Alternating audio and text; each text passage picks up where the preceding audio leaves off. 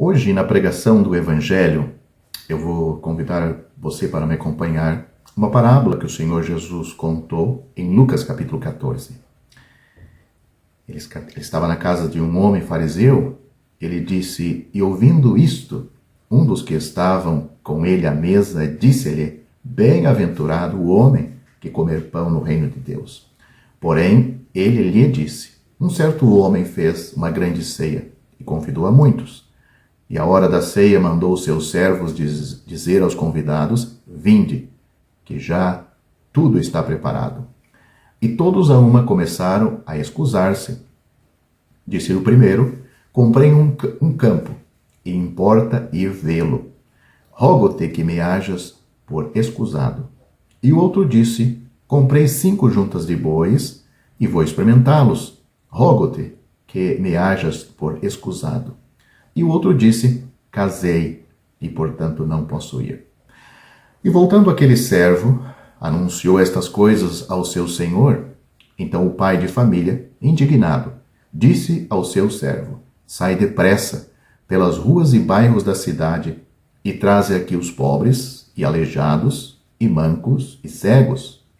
E disse o servo, Senhor, feito está como mandaste, e ainda há lugar.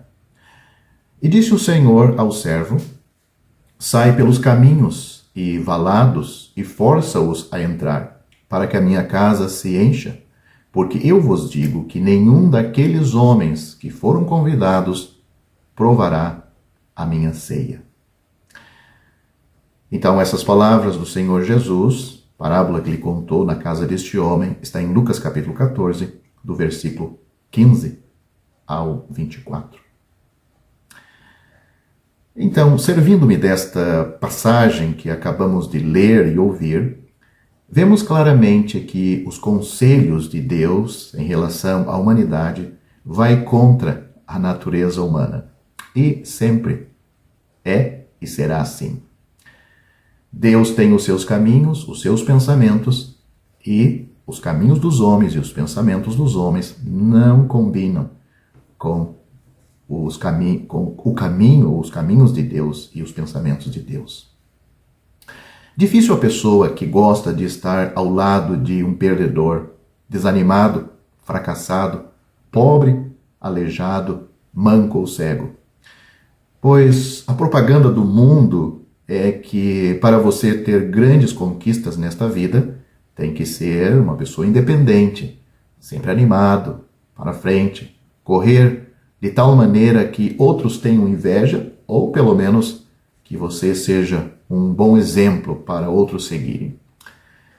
Nestes 2 grupos de pessoas da parábola que acabamos de ler e ouvir, temos os que deram duro na vida, arrancaram invejas, sem dúvida, de muitos, foram exemplos de vencedores e, enfim, conquistaram seus sonhos. E digo de passagem, talvez não tenha nenhum mal nisto, se o fizeram de maneira honesta. Mas, no entanto, o que o Senhor Jesus salienta aqui é que, neste grupo de pessoas, eles não têm tempo para aceitar o que Deus tem a lhes oferecer, pois o que Deus tem a lhes presentear são de teor espirituais, que, começando com a salvação de suas almas, onde este assunto da salvação da alma dessas pessoas vai lhes confrontar com seus pecados diante de Deus. Também trará grandes mudanças no caráter, conduta e destino destas pessoas, pois a salvação faz isto em qualquer pecador, e se não o faz, tem um grave problema com tal salvação que esta pessoa confessa. Portanto, o assunto da salvação para este primeiro grupo de pessoas não lhes interessa. Já no segundo grupo, temos pessoas que também, sem dúvida, com muitos sonhos a serem realizados nesta vida, mas que por motivos de seus infortúnios diários estão tão absorvidos e enredados com suas limitações que a vida se lhes trouxe, eles não têm outra coisa a fazer a não se ocupar em carregar o seu seus pesados fardos. Nesta parábola, o certo homem que o Senhor Jesus menciona é Deus. Os convidados são os pecadores de todo o mundo. A grande ceia é a grande salvação que teve um alto preço pago pelo próprio Filho de Deus. Para preparar esta grande salvação, Deus, o Pai, o Filho e o Espírito Santo estavam envolvidos de alguma forma nesta obra singular. A Bíblia diz que o Pai amou o mundo de tal maneira, Deus, o Pai, amou o mundo de tal maneira que deu o seu Filho unigênito. Essa palavra unigênito nos mostra que Deus, que o Filho também era Deus, para que todo aquele que nele crê não pereça, mas tenha a vida eterna. Porque Deus enviou o seu Filho ao mundo, não para que condenasse o mundo, mas para que o mundo fosse salvo por ele. Quem crê nele não é condenado, mas quem não crê já está condenado, porquanto não crê no nome do unigênito Filho de Deus. O Senhor Jesus disse essas palavras a um homem chamado Nicodemos, em João capítulo 3, do versículo 16 a 18. A Bíblia diz que o Filho, Cristo, padeceu por nós, o qual não cometeu pecado, nem na sua boca se achou engano, o qual, quando injuriavam, não injuriava, e quando padecia, não ameaçava, mas entregava-se àquele que julga justamente, levando ele mesmo em seu corpo os nossos pecados sobre o madeiro, para que, mortos para os pecados, pudéssemos viver para a justiça, e pelas suas feridas nós pudéssemos ser sarados. Porque éreis como ovelhas desgarradas, mas agora tendes voltado ao pastor e bispo das vossas almas. Essas são as palavras de Pedro, em 1 Pedro capítulo 2, do versículo 21 a 25, em relação ao Filho, ao Senhor Jesus. O profeta Isaías fala mais do Filho, mas ele foi ferido por causa das nossas transgressões e moído por causa das nossas iniquidades. O castigo que nos traz a paz estava sobre ele, e pelas suas pisaduras fomos sarados. Todos nós andávamos desgarrados como ovelhas. Cada um se desviava pelo seu caminho, mas o Senhor fez cair sobre ele a iniquidade de nós todos. Ele foi oprimido e afligido, mas não abriu a sua boca. Como um cordeiro foi levado ao matadouro, e como a ovelha muda perante os seus tosqueadores, assim ele não abriu a sua boca. Isaías capítulo 53, do versículo 5 ao 7, e fala do sacrifício do Filho de Deus para a nossa salvação. A Bíblia também diz que o Espírito Santo ressuscitou o Senhor Jesus. E agora ele está no mundo, convencendo o mundo do seu pecado e também habita permanentemente em cada pessoa que é salva. Então aí nós vemos as três pessoas divinas trabalhando no assunto da salvação. Note o que a Bíblia diz em relação ao Espírito Santo. Porque também Cristo padeceu uma vez pelos pecados, o justo pelos injustos, para levar-nos a Deus. Aí fala do sacrifício de Cristo. Mortificado na carne, na verdade, quer dizer, ele morreu na carne, mas vivificado pelo Espírito Santo. Isso está em 1 Pedro capítulo 3, versículo 18, ou seja, o Espírito Santo ressuscitou o Senhor Jesus. Note mais sobre o Espírito Santo. E quando ele vier, falando do Espírito Santo, convencerá o mundo do pecado, e da justiça e do juízo. Do pecado porque não crê em mim. O Senhor Jesus estava falando nesta ocasião. Da justiça porque vou para meu Pai e não me vereis mais. E do juízo porque já o príncipe, ou seja, Satanás, o príncipe deste mundo, está julgado. João capítulo 16, do versículo 8 a 11. Tem mais, o Senhor Jesus falou a respeito do Espírito Santo, e eu rogarei ao Pai, e ele vos dará outro Consolador, para que fique convosco para sempre. O Espírito de verdade que o mundo não pode receber, porque não o vê nem o conhece, mas vós o conheceis, porque habita convosco e estará em vós. João capítulo 14, versículos 16 e 17. Portanto, depois de ouvirmos e sabermos todo o custo que Deus teve para preparar a nossa salvação e rejeitar isto deliberadamente, como fez o primeiro grupo, o que resta senão a condenação eterna para aqueles e para todos os que rejeitam hoje a graça de Deus salvadora, o amor de Deus? O escritor aos Hebreus pergunta: como escaparemos nós se não atentarmos para uma tão grande salvação, a qual, começando a ser anunciado pelo Senhor Jesus, foi-nos depois confirmada pelos que a ouviram, testificando também Deus com eles por sinais e milagres e várias maravilhas e dons do Espírito Santo distribuídos por sua vontade. Hebreus capítulo 2, versículos 3 e 4. Diz mais o escritor aos Hebreus: porque também a nós foram pregados as boas novas, como a eles. Mas a palavra da pregação nada lhes aproveitou, porquanto não estava misturada com a fé naqueles que a ouviram. Visto, pois, que resta que alguns entrem nele, e que aqueles a quem primeiro foram pregadas as boas novas não entraram por causa da desobediência. Determina outra vez, um certo dia, hoje dizendo por Davi, muito tempo depois, como está dito: hoje, se ouvirdes a sua voz, não endureçais os vossos corações. Hebreus capítulo 4, do versículo 2 ao 7. Paulo, escrevendo aos Coríntios, ele diz: porque diz, ouvi-te em tempo aceitável, e socorri-te no dia da salvação. Eis aqui agora o tempo aceitável. Eis aqui agora o dia da salvação. 2 Coríntios capítulo 6, versículo 2.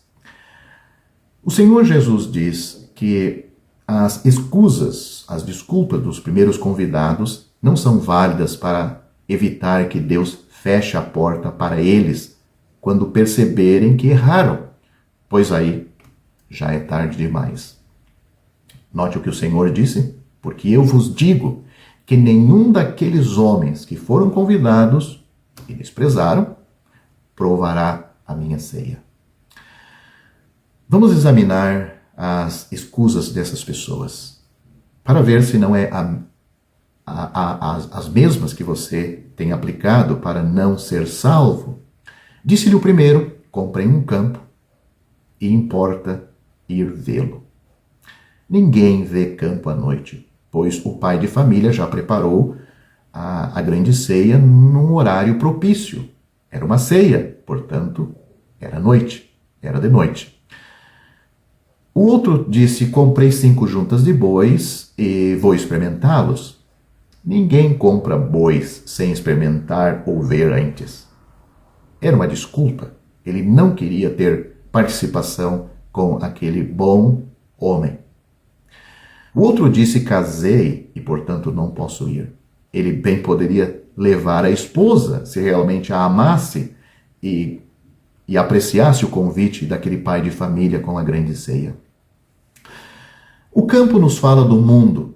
Os bois nos falam da natureza carnal e desejos carnais do ser humano caído. E o casamento nos falam dos prazeres legítimos da vida, mas com a exclusão de Deus em tudo. O servo, aqui nesta parábola, nos fala do Espírito Santo. Volta com a notícia das escusas dos primeiros convidados. E com isto, podemos ver que Deus sabe da resposta que cada pessoa tem dado ao convite do Evangelho para serem salvos, se arrependerem dos seus pecados. O juízo de Deus vai cair sobre este pecador que não quer ser salvo.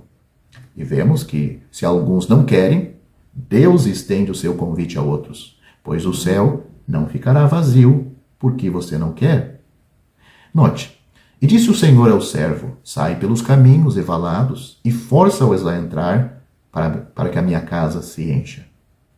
Graças a Deus que o Espírito Santo força o pecador a entrar pela porta estreita. Ou seja, ele insiste, contende para que o pecador seja salvo, mostrando a sua ruína, a ruína dos seus pecados, mas também mostrando o remédio de Deus que está na morte de Cristo, pois Cristo morreu por nossos pecados. Podemos imaginar a reação quando o convite chegou para aquelas pessoas tão necessitadas em si mesmas. Ao aceitar o convite, foram levadas pelas carruagens deste homem rico e, ao se dirigirem à mansão, de longe já podiam ver as luzes por toda parte indicando o caminho, pois era, como disse, uma ceia, era noite. Quando os portões se abriram daquela grande casa, eles não podiam se conter de tanta alegria ao ver a fartura que lhes esperavam, e tudo de graça, pois a salvação de Deus, a salvação que Deus tem para o pecador é de graça e se recebe pela fé. A Bíblia diz, porque o salário do pecado é a morte. O pecador, por seus pecados, ele recebe um salário, mas o dom gratuito de Deus é a vida eterna por Cristo Jesus, nosso Senhor. Romanos capítulo 6, versículo 23. A Bíblia também diz, porque pela graça sois salvos por meio da fé. Isto não vem de vós, é dom de Deus. Não vem das obras, para que ninguém se glorie. Efésios capítulo 2, versículos 8 e 9. A Bíblia também diz, mas quando apareceu a benignidade e o amor de Deus, nosso Salvador, para com os homens, não pelas obras de justiça que houvéssemos feito, mas segundo a sua misericórdia nos salvou, pela lavagem da regeneração e da renovação do Espírito Santo, que abundantemente ele derramou sobre nós por Jesus Cristo, nosso Salvador, para que, sendo justificados pela sua graça, note a repetição desta palavra graça, sejamos feitos herdeiros, segundo a esperança da vida eterna. Tito, capítulo 3, do versículo 4 ao 7. Você que me ouve também tem que fazer uma escolha. E saiba que a sua escolha hoje e agora define a sua eternidade. Define a sua vida aqui neste mundo e na eternidade. Você não pode passar esta escolha para outro. Não pode passar para o pastor, padre ou missionário, você mesmo. Você vai estar na eternidade no lugar que escolheu aqui em vida. A sua atitude para com Cristo hoje define sua eternidade no céu ou no inferno. Muitas coisas nesta vida fazem os homens errar na sua escolha. Foi isso que o Senhor Jesus disse. E se a tua mão te escandalizar, corta. Melhor é para ti entrares na vida aleijado do que tendo duas mãos ires para o inferno, para o fogo que nunca se apaga, onde o seu bicho não morre e o fogo nunca se apaga. E se teu pé te escandalizar, ou quer dizer fazer tropeçar, corta-o. Melhor é para ti entrares coxo na vida do que tendo dois pés seres lançado no inferno, no fogo que nunca se apaga, onde o seu bicho não morre e o fogo nunca se apaga. E se teu olho te escandalizar, lança-o fora. Melhor é para ti entrares no reino de Deus com um só olho, do que tendo dois olhos, seres lançado no fogo do inferno, onde o seu bicho não morre e o fogo nunca se apaga. Estas verdades solenes estão em Marcos capítulo 9, do versículo 43 a 48. Que você não cometa este erro eterno. Você precisa ser salvo. Para ser salvo, eu já disse, recebido pela fé. O apóstolo Paulo disse a um carcereiro que perguntou para ele o que era necessário ser feito para ser salvo. Ele disse, crê no Senhor Jesus Cristo e será salvo. Aquele que crê no Filho tem a vida eterna, mas aquele que não crê no Filho não verá a vida, mas a ira de Deus sobre ele permanece. João capítulo 3, versículo 36, e o versículo anterior estava em Atos capítulo 16, versículo 31. Você que me ouve, como eu disse, tem que fazer uma escolha. Você não pode ficar em cima do muro. Muitas pessoas acham que podem ficar em cima do muro, que no final elas vão decidir. Mas espere, eu vou lhe contar uma pequena história. Tá? Não é uma história, mas é história. É uma história, mas é história na vida de muita gente. Um jovem estava em cima do muro. De um lado estava o povo de Deus e do outro lado estavam os ímpios, seus amigos. Do lado do povo de Deus, eles gritavam, convidando o jovem para que ele pulasse, para que ele decidisse, não ficasse em cima do muro, para que ele aceitasse a salvação, aceitasse o plano de Deus. Mas do outro lado, não havia nenhum incentivo, não havia nenhum grito para que ele pulasse para o lado deles, e ele estranhou isto. Então, ele fez uma pergunta para o diabo. Por que o lado dos crentes, o lado do povo de Deus, há essa insistência, esse clamor na pregação do Evangelho, nos avisando que vamos perecer, que temos que fazer uma decisão, temos que confiar em Cristo como Salvador, e vemos que desse lado eles estão preocupados, eu em cima do muro. Mas do outro lado, não tem esse clamor, eles não estão preocupados que... Eles não há nenhuma preocupação, porque o muro é meu. Moral da história é que você em cima do muro, você está tão perdido como qualquer pecador neste mundo. Se você morrer cima do muro, você irá direto para o inferno. Não ache que em cima do muro Deus está gostando muito de você.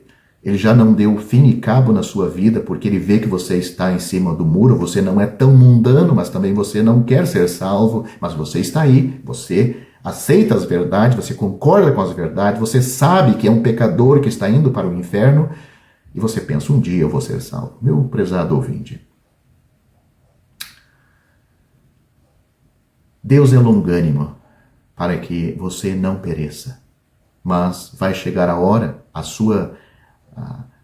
você está em cima do muro, não garante nada que você vai ser arrancado deste mundo de repente. E você vai ter remorsos por toda a eternidade, como o Senhor Jesus disse, ser lançado no inferno, onde o fogo nunca se apaga e o seu bicho não morre. Ou seja, a sua consciência vai trabalhar por toda a eternidade no inferno. Espero que você tome uma decisão hoje. Você precisa da salvação. Você não tem que correr atrás da salvação. Tudo Cristo já tem feito e com perfeição. Deus com esta obra lhe está satisfeito e dá a salvação. Portanto, crê no Senhor Jesus Cristo e você será salvo.